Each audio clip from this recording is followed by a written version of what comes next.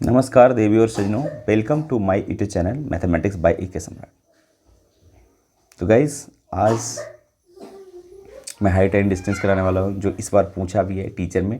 ये 10+2 में नहीं पूछा है, सिर्फ 9-10 में ही पूछा है। ठीक है, तो चलते हैं हम लोग, शुरुआत करते हैं। तो इसके बाद पहले मैं थोड़ा सा थियोरी डिस्कस कर लूँ, है ना। उसके बाद देखते हैं ये हाइट एंड डिस्टेंस का। तो आप देख पा रहे हो एक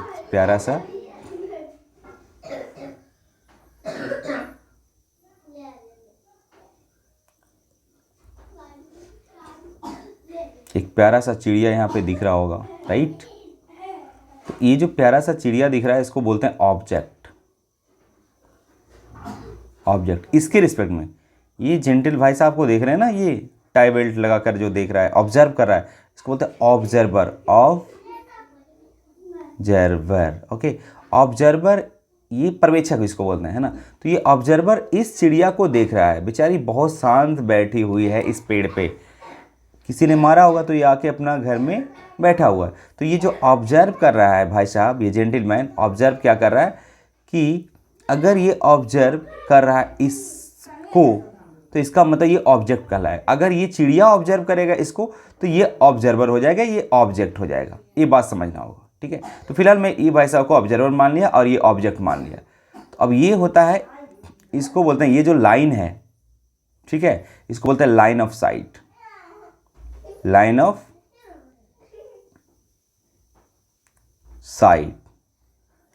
साइट, ठीक है, जिसको बोलते हैं नज़र। ये नज़र है ना, नज़र रखना इस पर। तो ठीक है, तो खैर लाइन ऑफ साइट इसको कहलाता है। जब ऑब्जर्वर देखता है ऑब्जेक्ट को, तो ये जो लाइन है, ठीक है, तो उसे हम बोलते हैं लाइन ऑफ साइट, ठीक है। और ऑब्जर्वर का जो आँख और इसके ऑब्जर्व जो कर रहा है, ऑब्जेक्ट के जो आँख से जो एक लाइन मिलती है, उसी को बोलते हैं लाइन ऑफ साइट। और वो लाइन साइट और इसके हॉरिजॉन्टल, इसके आँख से हॉरिजॉन्टल जो ये लाइन बन रहा है, और ये लाइन ऑफ साइट का जो बीच का एंगल होता है, वो एंगल ऑफ एलिवेशन कहलाती है, जिसको बोलते हैं उन्नयन कोण, राइट। उन्नयन कोण होता है। अब अगर ये ऑब्जेक्ट ऑब्जर्वर बन जाए और इसको ऑब्जेक्ट बना दे, और इसके जो हॉरिजॉन्टल लाइन है और लाइन ऑफ साइट के जो बीच का एंगल बनता है, वो एंगल ऑफ डिप्रेशन होता है, जिसको बोलते हैं अवनमन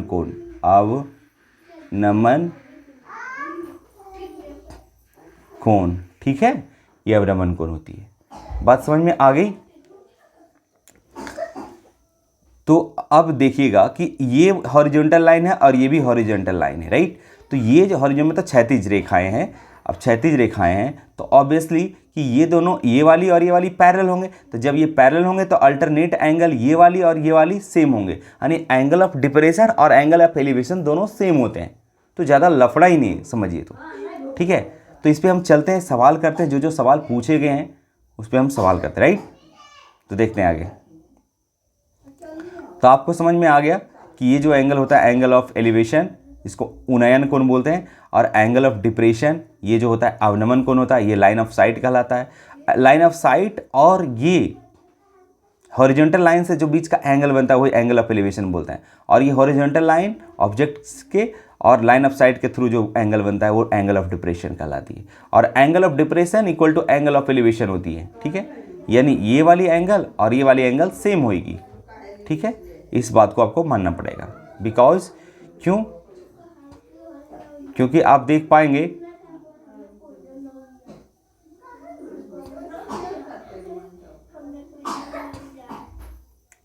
आप देख पाओगे कि ये वाली लाइन और ये वाली लाइन पैरेलल है, इसके कारण, है ना।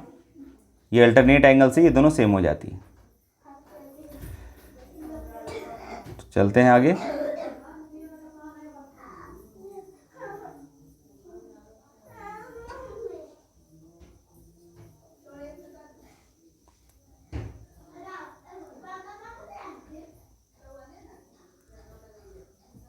देखिए आगे आइए, यहाँ पे अब सवाल करते हैं हम लोग, ठीक है। पहला सवाल ये है।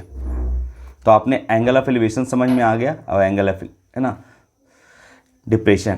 तो अब है एक मीनार के शीर्ष के आधार से आने वाली सरल रेखा सरल रेखा पर मीनार पाद से 4 मीटर एवं 9 मीटर की दूरी पर स्थित है। किन्हीं दो बिंदुओं से यूनियन कोण एक दूसरे के पूरक है। मीनार की ऊंचाई क्या है? देखो बहुत बढ़िया सवाल है। आप अगर देख पाएंगे, चलिए देखिए यहाँ पे सवाल पहले अच्छे से पढ़ लीजिए। The angle of elevations of the top of a tower from a point at distance of 4 meter and 9 meter from the base of the tower, the base of the tower। तो पहले एक हम टावर बनाएंगे, right. एक tower है,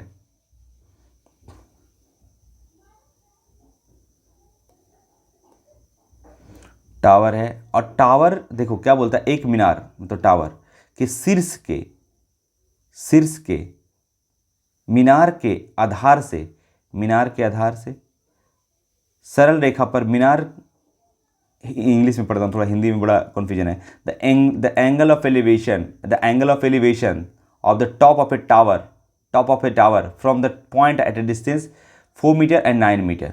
देखिए कहने का मतलब हुआ कि आइए यहाँ से बनाइएगा 4 मीटर, मतलब इससे दूरी 4 मीटर, ठीक है।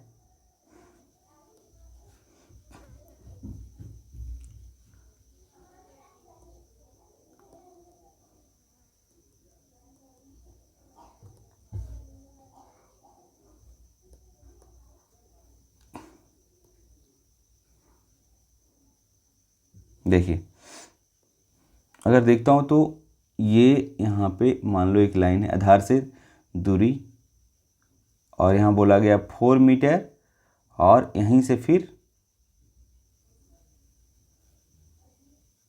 9 मीटर, ठीक है।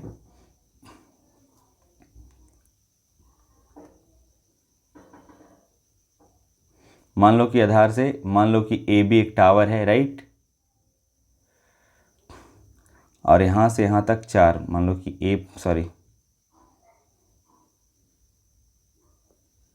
ये है मान लो सी और ये है डी, तो यहाँ से 4 मीटर है, फिर यहाँ से यहाँ 9 मीटर लिख रखा है कि distances 4 metre and 9 metre from the base of the tower. तो बेस यही है ना टावर का, यहाँ से 4 मीटर और 4 से 9, यानी ये हो जाएगा बेसिकली 5, क्योंकि 9 है पूरा है 9, राइट। ये बात अब क्या बोलता है, तो परिस्थित है कि दो बिंदु से यूनियन को एक दूसरे का पूरक है। पूरक का मतलब है कि अगर ये एंगल अल्फा बना रहा है तो ये 90 माइनस अल्फा होगा, क्योंकि दोनों का जो सम होता है वो 90 डिग्री होना चाहिए, ठीक है। पूरक का मतलब होता है एक दूसरे का एंगल का 90 डिग्री सम होना चाहिए, दो एंगल का सम 90 डिग्री होना चाहिए। तो देखिए अल्फा प्लस 90 माइनस अल्फा अगर दोनों को ऐड करेंगे तो कितना होगा, ऑब्वियसली हो जाएगा, है ना, 90 हो जाएगा। और बोलिएगा सर आपने, हो सकता है अल्फा आप यही लीजिए, यही एंगल आप अल्फा बोल सकते हैं, नहीं, एंगल जो बड़ा रहेगा इसका मतलब इसका जो है ना डिफरेंस है वो पॉजिटिव है। तो इसका मतलब एंगल मतलब जितना नज़दीक जाएगा बेस का उतना ही वो बड़ी एंगल होगी। तो 90 माइनस अल्फा बड़ी है, अल्फा छोटी है, ठीक है। चलिए तो इतना बात आपको समझ में आ गई होगी। अब यहाँ से कुछ नहीं रहा, और कुछ दिया हुआ है, अब कुछ नहीं दिया। तो मीनार की ऊंचाई, तो मान लेते हैं मीनार की ऊंचाई h है, राइट। तो अगर हम इस ट्रायंगल में, अगर ये वाले ट्रायंगल में हम लगाते हैं tan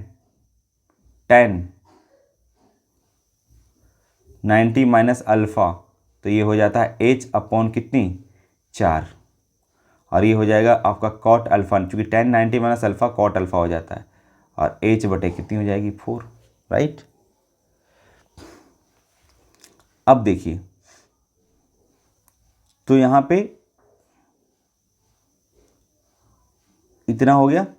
अब आइए इसको आप tan अल्फ़ा भी कर सकते हो। tan अल्फ़ा अगर आप करेंगे तो हो जाएगा 4/h, और यहाँ से tan अल्फ़ा का वैल्यू लेंगे, tan अल्फ़ा ये वाली, तो tan अल्फ़ा में ये पूरा बड़ा सा ट्रायंगल हो जाएगा, समझ रहे ना। अगर ये बड़ा सा हो जाएगा तो पूरा ये हाइट तो ही काम करेगा और बेस ही पूरा हो जाएगा, 9 हो जाएगा, ठीक है।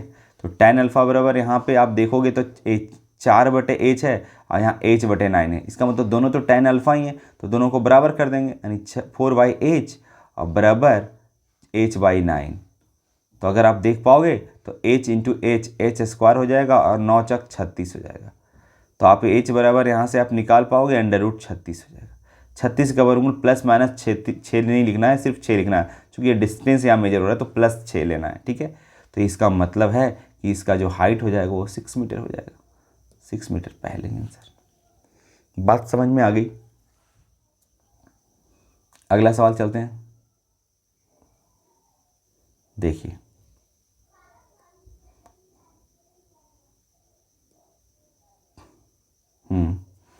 अगला सवाल देखिए, the angle of depression of a car park on the road from the top of a 150 metre high tower is 30 degree. अच्छा, 150 मीटर ऊंची एक टावर है भैया, बना लो 150 मीटर बना लिया मैंने कि ये जो टावर का है लंबाई है 150 मीटर है। बहुत सही। अब कहता है कि the angle of depression of a car, मतलब एक कार है यहाँ पे रोड पे खड़ी हुई है जो आधार से कुछ दूरी पे ही होगा, है ना। तो मैं मान लिया कि यहाँ पे कार है खड़ी, यहाँ पे मान लो कार। अब कार को एकदम कार जैसा नहीं दर्शाएंगे, एकदम एक कार बनाएंगे, 4 चक्का बनाएंगे, ऐसा नहीं है। एक पॉइंट से हम डिनोट करते हैं। ठीक है, क्योंकि उसका लेंथ विड्थ का कोई मतलब नहीं बनता, बिल्कुल ये यहाँ पे है। ठीक है, अब बोलता है कि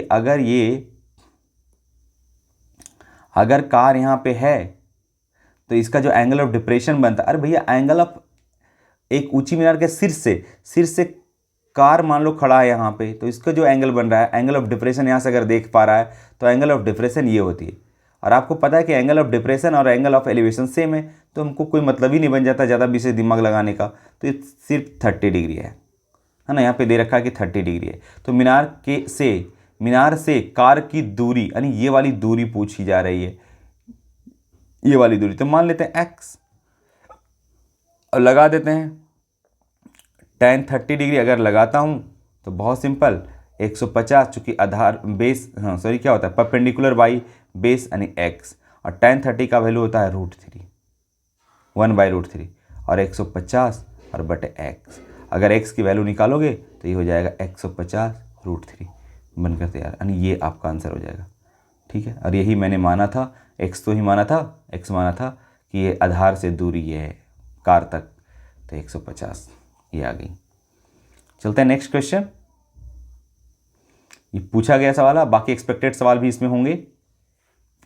अब काइट इज फ्लाइंग एट, देखिएगा इसमें, a kite is flying at a height of 30 metre from the ground, the length of the string from the kite to the ground is 60 meters. Assuming that there is no slack in the string, the angle of elevation of the kite at a ground is, कहता है एक पतंग जमीन से 30 metre की ऊंचाई पर उड़ रही। बहुत बढ़िया। मान लो बच्चों कि ये पतंग है, यहाँ पे पतंग है, पतंग को मैंने दिखाया कि ये पतंग है, राइट। अब इसकी देखो बनाएंगे पतंग तो आपको दिक्कत हो गई, फिर लेंथ भी, हाइट भी लगेगा, हाइट भी बढ़ा जैसा है कहाँ से। तो एक पतंग हो या किसी भी चीज़ के बारे में बोलता हो तो एक पॉइंट से आप दर्शाइए। तो मैंने पॉइंट ले लिया यहाँ पे कि ये पॉइंट है जो हमारा क्या है, पतंग है। कितना हाइट पे उड़ रहा है, a kite is flying at a height 30 metre, 30 metre से उड़ रहा है। ठीक है, फ्रॉम द ग्राउंड से। तो मान लो कि ग्राउंड यहाँ पे, इस तरह से ये ग्राउंड है, जो हॉरिजॉन्टल लाइन है ग्राउंड पे है। ठीक है, आप देख पा रहे हो कि ये ग्राउंड लेवल है, राइट। ये ग्राउंड है, समझिए। अब ग्राउंड से देखता है कि 30 मीटर हाइट पे उठ रहा है, और क्या है, from the kite the ground is 60 metre. क्या है, the length of the string, string मतलब धागा जो है इस तरह से है, धागा की जो लंबाई है वो कितनी है, 60 मीटर है। बहुत बढ़िया। और यहाँ पे कोई बंदा उड़ा रहा है, ठीक है, तो यहाँ पे उड़ रहा है, और ये जो हाइट है, तो हाइट तो ये मेजर किया जाएगा ना, ये हाइट नहीं होगा, ये तो स्ट्रिंग की लंबाई है। स्ट्रिंग हमेशा सीधा नहीं होती है, ठीक है, आप उड़ाए होंगे तो पतंग को। ठीक है, तो यहाँ पे देखिए 30 मीटर हाइट पे उड़ रहा है, और स्ट्रिंग की जो लंबाई वो 60 मीटर है। ठीक है, assuming there is no slack, slack का मतलब कि वो एकदम बिल्कुल टाइट है ना, मतलब ऐसा नहीं कि मुड़ा उड़ा है, ऐसा नहीं है। ठीक है, ढीलापन नहीं है, देखो यहाँ होता है ढीलापन, स्लैक मतलब, राइट। तो क्या बोलता है, तो जमीन पर पतंग का यूनियन कोण पूछ रहा है। अरे ये वाली यूनियन कोण पूछ रहा है, जमीन पर पतंग का यूनियन कोण। ठीक है, तो देखिए बनाई है। तो यहाँ पे देखा जाए तो बहुत सिंपल है कि अगर ये एंगल हम लेते हैं थीटा, तो ये एंगल के बीच में कौन कौन साइड दिया हो, ये वाली और ये दिया, तो इन दोनों का रेशियो हमको पता है। अगर ये थीटा लेंगे तो साइन थीटा लगाना पड़ेगा, क्योंकि परपेंडिकुलर बाई हाइपोथेनस होता है, तो मैंने साइन थीटा लगा दिया। अगर हम साइन थीटा लगाएंगे तो परपेंडिकुलर है 30 और ये है हाइट 60, काट देंगे तो ये आ जाएगी 1/2, जो कि कितना होता है, साइन 30 डिग्री के बराबर होता है, 30 डिग्री के बराबर होता है, राइट। तो यहाँ पे थीटा और यहाँ पे 30 डिग्री थीटा है, तो थीटा का वैल्यू कितना हो जाएगा, 30 डिग्री हो जाएगा। तो इसका मतलब ये हो जाएगा, ठीक है। चलिए नेक्स्ट क्वेश्चन देखिए, यहाँ पे भी देखिए जरा। A vertical tower stands on a horizontal plane and is surmounted a vertical flagstaff of height h, small h. At a point on the plane, the angle of elevation of the bottom and the top of the flagstaff are alpha and beta respectively. Then the height of the tower is. ठीक है, एक समतल मैदान पर एक ऊर्ध्वाधर मीनार स्थित है। चलो ठीक है, समतल मैदान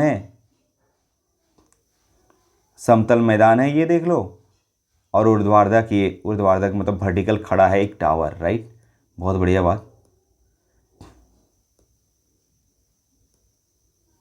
और टावर पे भी है, tower stands on horizontal plane and is surmounted, इसके सर पे एक क्या है, वर्टिकल फ्लैग स्टाफ है ना। तो मान लो कि ये फ्लैग स्टाफ, सॉरी ये ज़्यादा ही फोटो यहाँ पे आप लोग क्लियर नहीं दिखा, रुकिए।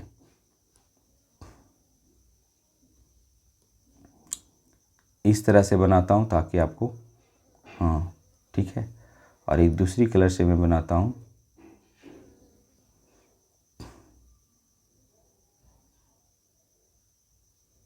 ये मान लो यहाँ से यहाँ तक है, झंडा वाली डंडा है ना, ओके। तो झंडा वाली डंडा, और ये है वो झंडा वाली डंडा कितना दे, flag staff of height h।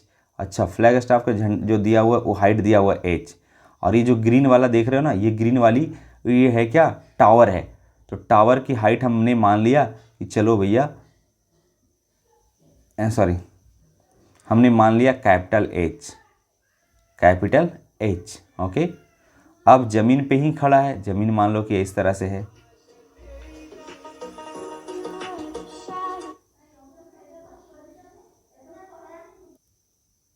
चलिए, तो ये है।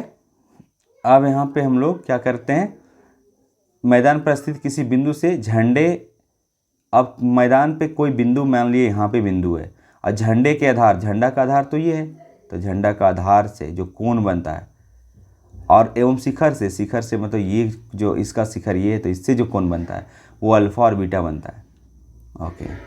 अल्फ़ा और बीटा बनता है। तो अल्फ़ा का मतलब ये हो गया अल्फ़ा, और यहाँ से यहाँ क्या होता है, वो मान लो बीटा बना, ठीक है। तो अल्फ़ा और बीटा, तो अब कहता है क्या, और कोई दिया हुआ है देख लेते हैं। मैदान पर स्थित किसी बिंदु से झंडे के आधार और इसके यूनियन कोण अल्फ़ा और बीटा हो गया, तो मीनार की ऊंचाई ज्ञात करें। बहुत अच्छा, ये तो दिया हुआ है, राइट। अगर ये दिया हुआ है तो हम एक चीज़ लगाते हैं कि हम पहले tan अल्फ़ा निकाल लेते हैं। तो अगर हम tan अल्फ़ा देखते हैं, tan अल्फ़ा इक्वल टू, तो ये छोटू सा ट्रायंगल बनेगा, ये वाला ट्रायंगल है ना, ये ट्रायंगल, तो ये क्या हो जाएगी, कैपिटल H बाई दिस, ये मान लेता हूँ x बेस, ठीक है, यहाँ से हो गया। और अगर हम बड़ी वाले देखते हैं कि यानी tan हम बीटा देखते हैं, tan बीटा टोटल एंगल है tan बीटा, और tan बीटा तो टोटल हाइट हो जाएगा यहाँ से यहाँ तक, है ना। तो वो कितनी हो जाएगी, small h plus capital H और बाई x, ठीक है। और यहाँ से अगर हम x की वैल्यू यहाँ से हम निकाल दें, x इक्वल टू कितनी हो जाएगी, h अपॉन tan अल्फ़ा, यहाँ से tan अल्फ़ा हो जाएगा। और यहाँ से x बराबर कितनी हो जाएगी, h प्लस कैपिटल H बराबर tan बीटा, और दोनों x के बराबर है, तो ये वाली बराबर ये वाली इसके बराबर होगा, बिल्कुल होगा, है ना। तो एक काम करता हूँ, हम इन दोनों को बराबर लिखते हैं, इसको और इसको। तो capital H upon tan alpha equal to small h plus capital H upon tan beta. लग रहा है खतरनाक, लेकिन है इजी। हालांकि आप ट्रिक से भी बना सकते हैं, लेकिन ट्रिक आपको याद नहीं रहेगा। ट्रिक क्या है, मैंने बताया था ट्रिक का डेफिनेशन कि what is the definition of trick. Trick basically क्या है, कुछ नहीं है। ट्रिक क्या है, एक skipping of calculation. Skipping of calculation is called trick. तो आप जितना स्पीड, जितना फास्ट आप कैलकुलेशन कर सकते हैं, ठीक है, तो यही है h tan, जितना आप स्किप कर सकते हो, tan beta is equal to h tan alpha plus capital H tan alpha. Okay, ये सबको डिलीट कर देता हूँ ताकि मैं लिख सकूं। तो यहाँ से आप देखिएगा कि यहाँ पे h tan बीटा और ये जो h tan अल्फा इधर मैं ले आता हूँ, h tan alpha is equal to, बच क्या गई, h tan alpha. h tan alpha, यहाँ से हमको h ही तो निकालना है, तो h कॉमन लेंगे तो क्या होगा, tan beta minus tan alpha is equal to h tan alpha. और ये जो गुना है भागा हो जाएगा, है ना। तो यहाँ हटा दीजिए, यहाँ लिख दीजिए tan beta minus tan alpha. तो ये ऑप्शन किस में है, देखिए तो h tan alpha, h tan alpha यही तो है।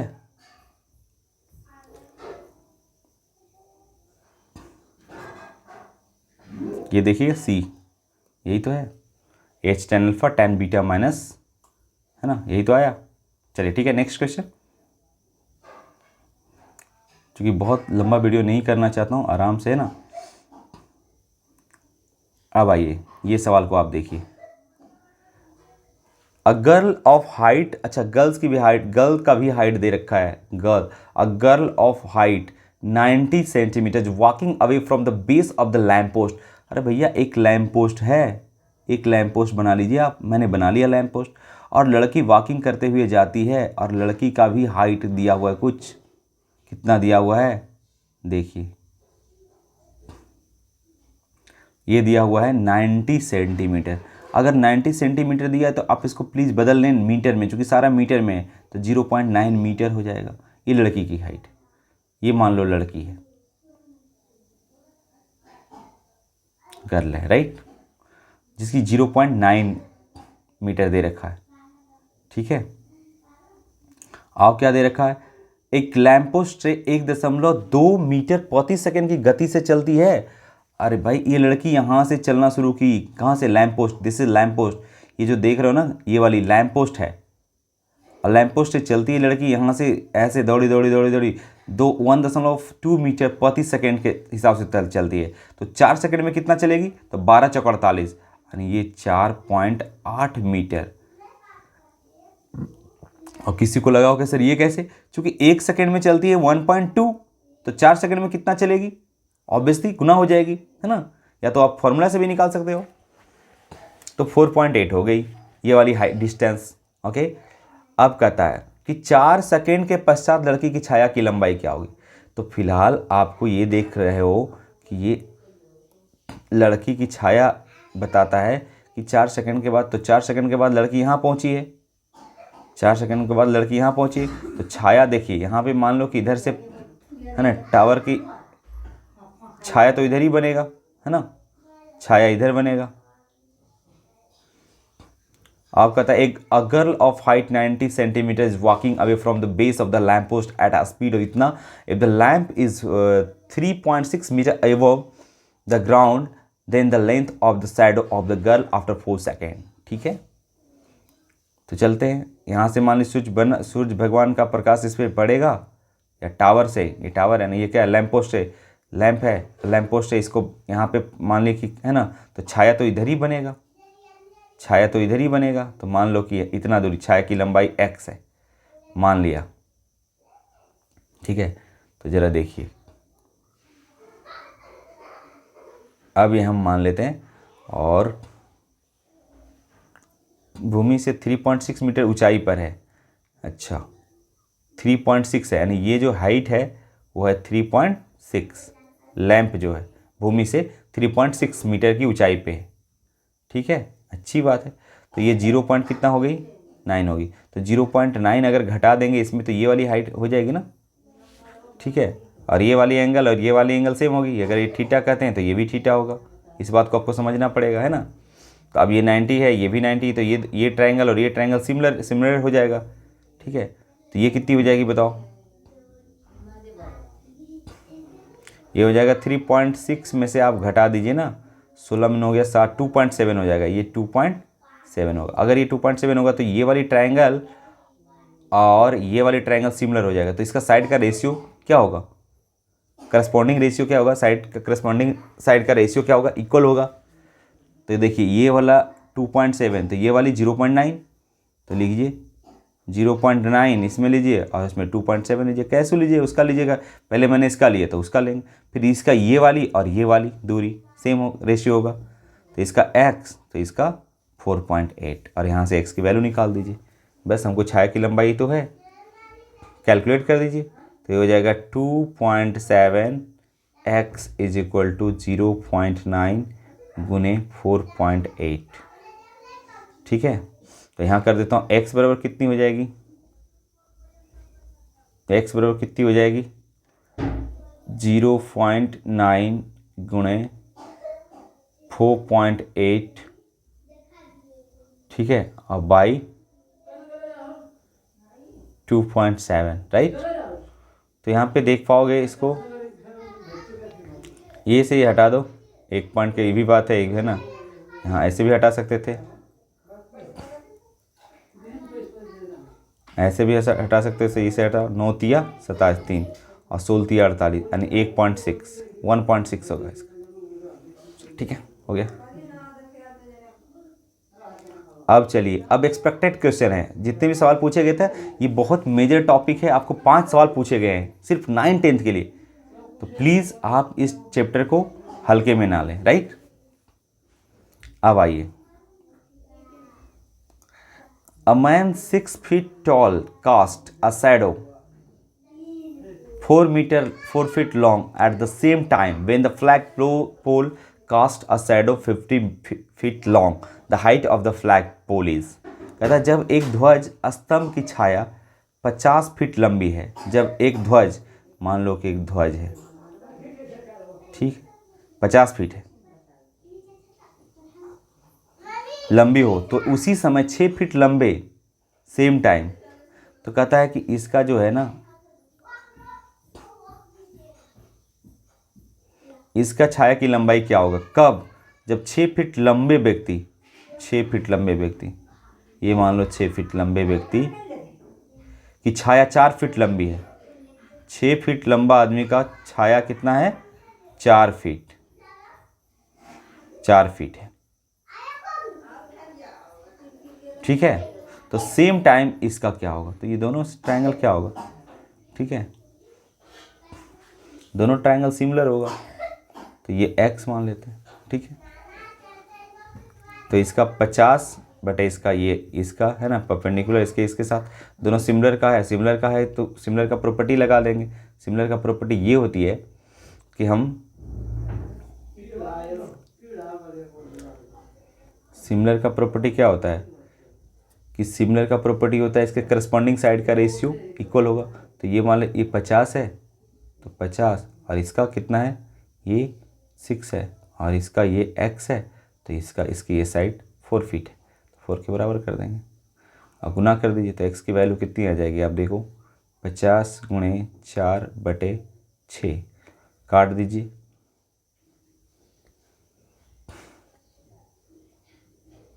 50 बटे 6 और x बटे 4 है ना, 3 दूना 2 दूना, अरे कहीं गलती हो तो गई,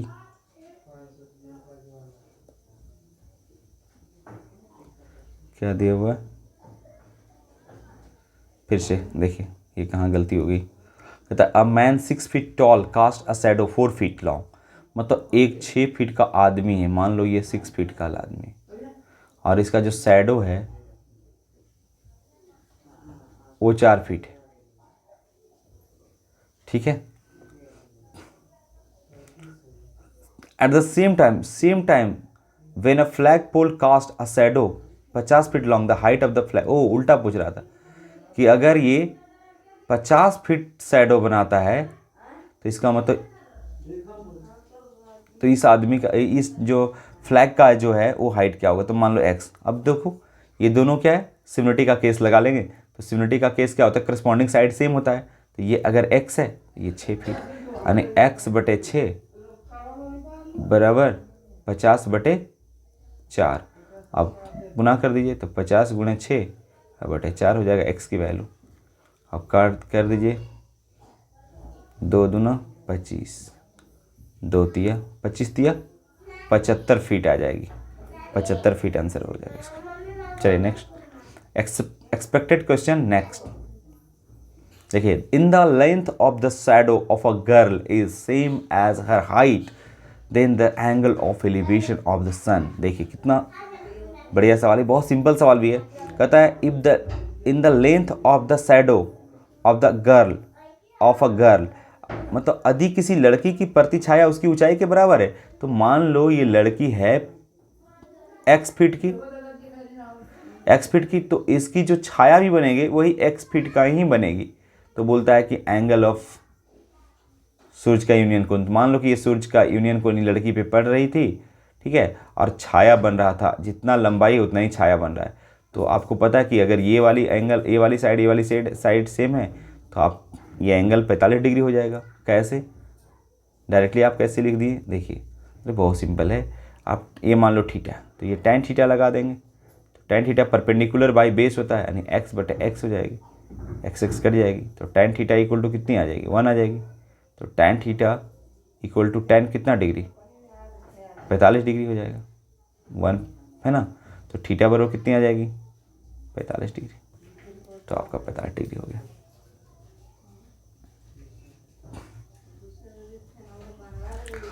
A kite is attached to a string.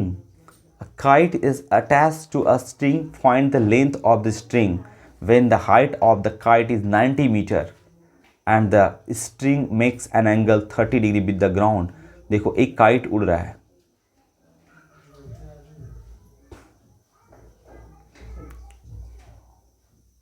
और काइट उड़ रहा है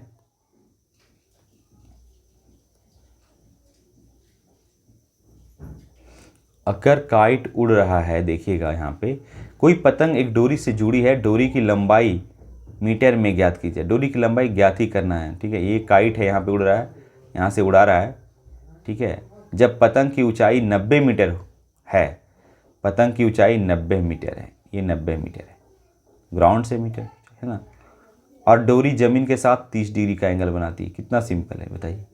तो इसका ये वाली लेंथ निकालनी है इसकी। तो ये वाली रेस इसकी और इसकी रेशियो साइन अगर 30 डिग्री लगा देता हूँ तो ये बन जाएगा 90 बटे परपेंडिकुलर बाई हाइपोथेनस। मान लो कि ये डोरी की लंबाई x है, इसकी वैल्यू 2 होती है, तो 90 बटे कितना होगा x, तो x क्रॉस मल्टीप्लाई होगा 180 मीटर हो जाएगी, ठीक है। बहुत 5 सवाल है जो कि बहुत मेजर टॉपिक है, आपको मैं बता दूं, ठीक है।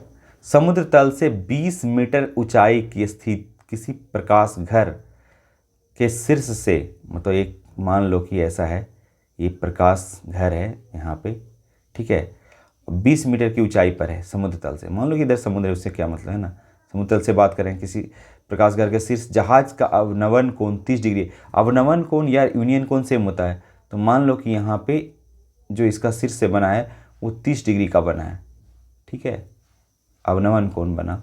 लेकिन यहाँ पे क्या है ना, अवनवन कोण यहाँ पे बनेगा, लेकिन मेरा ये अवनवन कोण और यूनियन कोण सेम होता है, इसलिए मैंने यहाँ पे लिख दिया 30 डिग्री, राइट। तो प्रकाश घर के आधार से जहाज की दूरी, यानी ये वाला पूछ रहा है, कितना सिंपल है बताओ। तो हम ये वाली मान लेते हैं x, तो tan अगर हम 30 डिग्री लगाते हैं तो ये हो जाती है 20 परपेंडिकुलर बाई बेस। tan 30 का वैल्यू होता है 1/√3 इक्वल टू हो जाएगा 20 बटे x बराबर कितनी हो जाएगी 20√3। तो ये आपका 20√3 हो जाएगा। आइए 10, टेलीफोन का एक खंभा तूफान के कारण सिर से टूटकर गिर जाती है। बहुत बढ़िया। मान लो कि पहला ऐसा पेड़ था और तूफान आया तो ये कट टूट कर गिर गया। ठीक है, अब देखिए अगर टूट के गिरेगा, मान लो यहाँ से टूट गया, यहाँ से टूटा, तो ये टूटा है तो क्या हवा में लटकेगी कि यहाँ पे आके गिर जाएगी इस तरह से, है ना। अगर ऐसा गिरा, ऐसा देखिए, अगर गिरा मतलब ये वाला जो पहले हाइट था टोटल यहाँ से यहाँ तक, अब वो गिर कर यहाँ आ गई, तो आपको पता है कि ये जो x होगा तो ये भी x ही होगा, वही लेंथ तो ये आया है यहाँ पे, है ना। ये बात ध्यान रखिएगा। आधार से 20 मीटर की दूरी पर स्थित किसी बिंदु पर, मतलब आधार से 20 मीटर के किसी बिंदु पर दूरी पे जाके गिरा है, और वो कितना डिग्री का एंगल बना रहा है, 30 डिग्री का एंगल बना रहा है। तो कहता है बनाते हुए स्पर्श करता है, खंभे की ऊंचाई ज्ञात करें, यानी खंभा, है ना। कहता है टेलीफोन का एक खंभा तूफान के कारण, तो खंभा, तो खंभा के पहले वाले ओरिजिनल ऊंचाई तो यहाँ से यहाँ तक है, तो ये मान लेते हैं कि हम बाई मान लेते हैं, राइट, या एच मान लेते हैं इसके, खंभा की ऊंचाई नहीं, यहाँ से यहाँ तक, यहाँ से यहाँ तक ऊंचाई एच, क्योंकि पहले तो एक्स यहाँ से यहाँ तक है, तो टोटल ऊंचाई एच प्लस एक्स हो जाएगा। ठीक है, तो हम tan 30 का वैल्यू पहले लगाते हैं। अगर देखता हूँ tan 30 डिग्री कर लगाकर, तो ये वाली ट्रायंगल, छोटू सा ट्रायंगल ये है, यानी h/20, राइट। tan 30 का वैल्यू होता है 1/√3 इक्वल टू h/20। तो ये हो जाएगा, कितनी हो जाएगी, 20/√3 इक्वल टू h। ठीक है, अब ऐसा तो कोई ऑप्शन है नहीं, हमको टोटल लंबाई निकालना, x की वैल्यू निकालनी भी है तो, और tan 30 लग गई, और ये वाला cos 30 लगा देंगे। cos 30 लगाने पे हमारा x भी आ जाएगा ना, ये वाली 20/x। ठीक है, tan 30 का वैल्यू होता है √3/2 इज इक्वल टू 20 √3/2 √3/2 आधार बटे का x, तो x की वैल्यू कितनी हो जाएगी, 40/√3, और दोनों को जोड़ दीजिए, ये वाली और ये वाली, तो हाइट, ओरिजिनल हाइट खंबे की हाइट हो जाएगा, तो 40/√3 प्लस 20/√3, तो ये √3 एलसीएम हो जाएगी, 40-20-60 हो जाएगी। अगर कैलकुलेट कर दो ऊपर नीचे रेशनलाइज कर दो, तो √3 3 20 या 60, यानी 20√3, इसका भी आंसर आता है 20√3।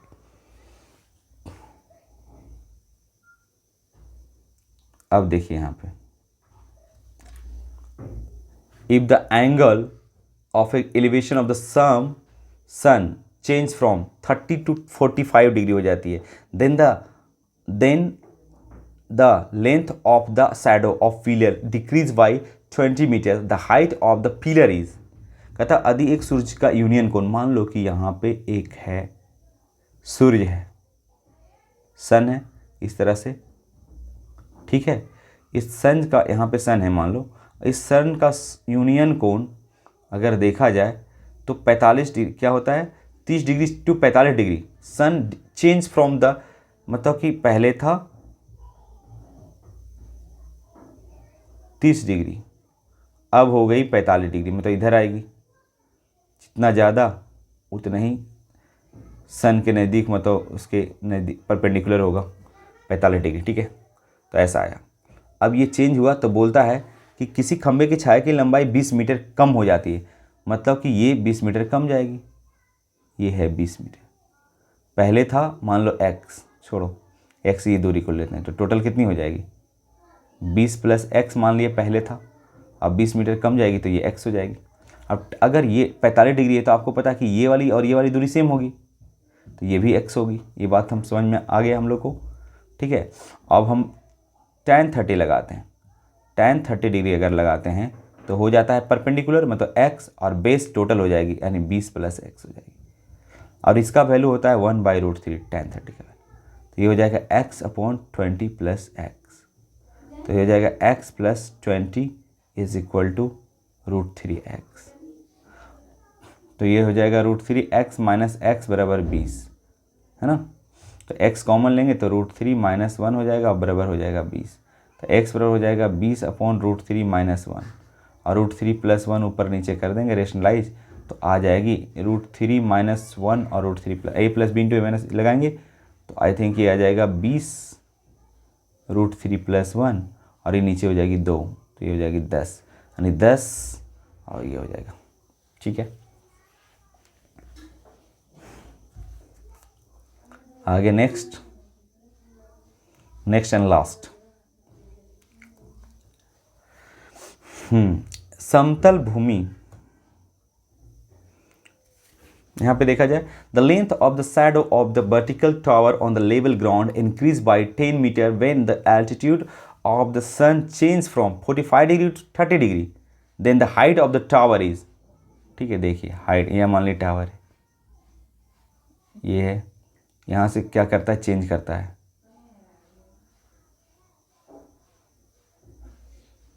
ठीक है, जैसे जैसे एंगल कमेगा दूरी जाएगा, पहले था 45 डिग्री, देखिए लिख रखा है 45 डिग्री टू 30 डिग्री, यानी अब हो गया 30 डिग्री। तो कुछ लोग को दिमाग रहे सर इधर क्यों नहीं बनाए 30, नहीं, इसके जैसे जैसे नज़दीक जाएगा टावर के बिल्कुल परपेंडिकुलर होते जाएगा ना, तो एंगल बढ़ते जाएगा 45, है ना। तो ये बात को ध्यान में रखिए, जितने नज़दीक जाएगा उधर ही खंबे की तरह वो ज़्यादा एंगल बनेगा, जितना दूर जाएगा एंगल उतना ही कम बनेगा, जैसे इसके और दूर जाएगा तो और कम एंगल बनेगी, राइट। तो ये बात को आपको समझना पड़ेगा। अच्छा, ये 45 डिग्री है तो आपको पता है ये वाली साइड और ये वाली साइड सेम होगी, तो ये मान लेते हैं कि अगर h है तो ये भी, सॉरी ये x मान लेता हो तो ये भी x होगा, बस। अब हमको क्या बोलता है, टावर की ऊंचाई, ठीक है, यानी x की वैल्यू, तो tan 30 डिग्री का वैल्यू लगा दीजिए। tan 30 डिग्री इक्वल टू कितना होगा, x अपॉन ये मान लीजिए बाई, सॉरी ये कितना घट रहा है, ये तो दिया हुआ है, डिक्रीज इंक्रीज हो जाता है 10 मीटर, यानी 10 मीटर बढ़ जाता है, यहाँ से यहाँ 10 मीटर बढ़ जाता है, तो टोटल कितना हो जाएगा, 10 प्लस x हो जाएगा।